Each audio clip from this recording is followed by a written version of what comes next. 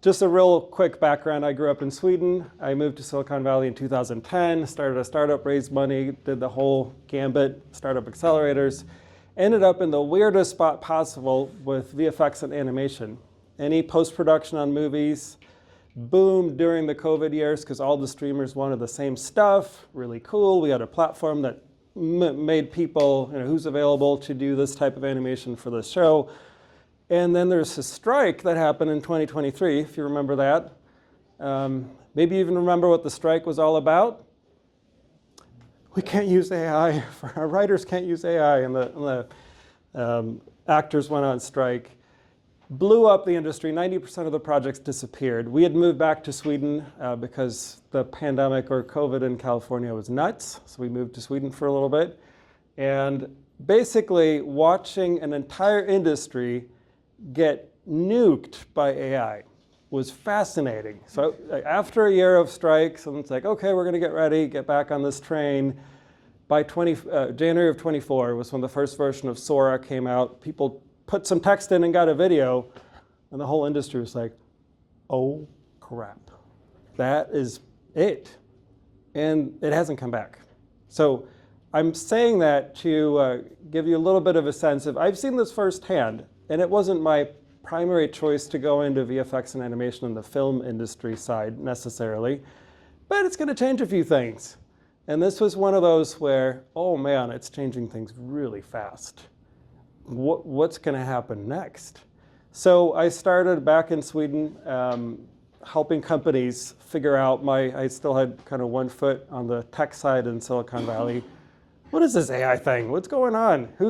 Who's building this? I'd ride my bike past the OpenAI office before they released ChatGPT, and it's cool. It's a building. They're there. I met Sam Altman at some point, and it's like, what is this thing? And then, of course, it blew up, and it became what we see today.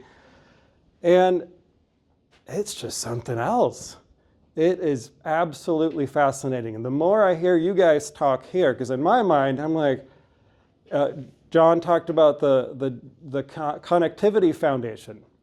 I'm like, the amount of data that we're gathering that's sitting off in these different silos that we don't really do anything with, but that AI gives us an opportunity to start working with, now that's pretty cool. So that's where I come in. I moved here a year ago. My wife's from here, from Chardon. I started looking at who was actually building stuff with AI, like true practitioners of AI, and I found MorelandConnect. Felt like a company from Silicon Valley. I was really happy about that, and I joined them in May.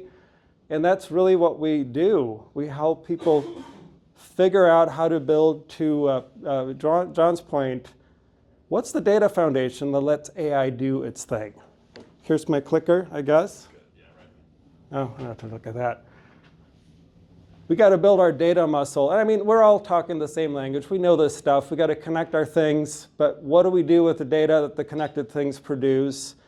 And in the age of AI, what if we start creating something that we let AI work its magic on? And try this. You've uploaded things to ChatGPT. You've probably uploaded some things that you shouldn't have uploaded to ChatGPT. Yes, maybe? Someone? It's pretty powerful. And you run stuff and you get analysis. But what if there's a way to actually have something that's internal, that's yours, that only looks at your data, where you could say, look at 20 years of proposals. Here's normally how we do things. What if we can get to 85, 90% of the way there in terms of creating new proposals, winning more business, running different LLMs, different models, analysis on all your company's data. Doesn't have to go out. You don't have to use the main models to paste stuff into ChatGPT. And again, imagine gathering the data from your IoTs, from your different communication devices into something that's structured in such a way that AI can do its thing.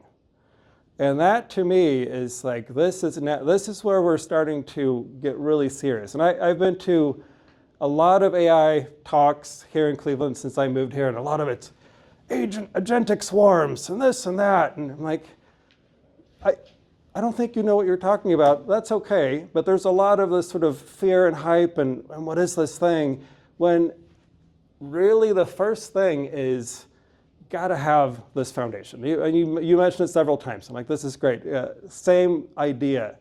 Get the stuff from the devices into a way that it's structured so that we can run different types of analysis and have AI start working and doing things. So I'm spending a lot of time on this now, where thinking through, where does it live? I don't know, there's some in QuickBooks and there's some here, and okay, let's just get read-only versions. Let's add them in a database where we can have, I can run Claude and Grok and GPT, different models, run different points of analysis continuously on this stuff. And several of you mentioned, something goes wrong, and have that an additional analysis layer. And I've never been as excited about, I can get pretty excited about AI and the new technology. I was pretty terrified at the beginning of last year. I don't know if any of you were kind of scared that we're building Skynet, which I think we probably are still. A little less scared, but also kind of scared. It's moving really fast, obviously. And I can imagine, you said you started in the late 90s. Goran and I were talking about it. We're both in high school, like 7th, 8th grade, when the dot-com boom was happening. And it's like, man, I missed it.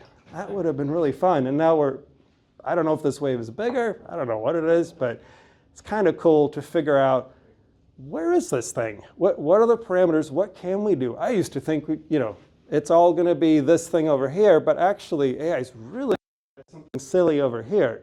Okay, great. How about we find those little use cases, structure the data, and start moving into real stuff, so it's not hyperbole and just, as we keep seeing all over the place, people talking and having crazy slides that they don't really mean anything.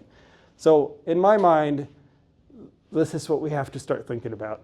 Get the data from your stuff into something that's useful. Imagine continuously running different points of analysis on your data. We're seeing this now where, and Goran's going to talk about stuff that they're doing at Hinckley, just like the continuous improvement and analysis on your own data within your own system that doesn't go outside. You can have a hosted version of this if you want to. That's what I want you to start thinking about. As you're fixing connectivity, obviously that's very important. Think about the data layer. Think about something that becomes useful, that's not just useful for one of the AI models, but for multiple of these models. So you can hot swap them, new things come out, and continue to build on top of it. And it's a cool thing that we're discovering. And get more clarity. Talk to your data. Hey, and I'm new at MorelandConnect. I've been interviewing the partners. How did this customer come about? How did this happen? I'm creating context in a database that I can now talk to AI about. Oh, that's right, this customer came in through this thing. And Sarah, she likes to have reports sent this way. It's all there. Imagine scaling people, scaling processes, building handbooks and playbooks internally with the help of AI. But for that to happen, you need to have the layer. So let's think about a way to make this useful. Here's one thing that I want you to think about that they started talking about in Silicon Valley beginning of this year. So early, what are we, 25?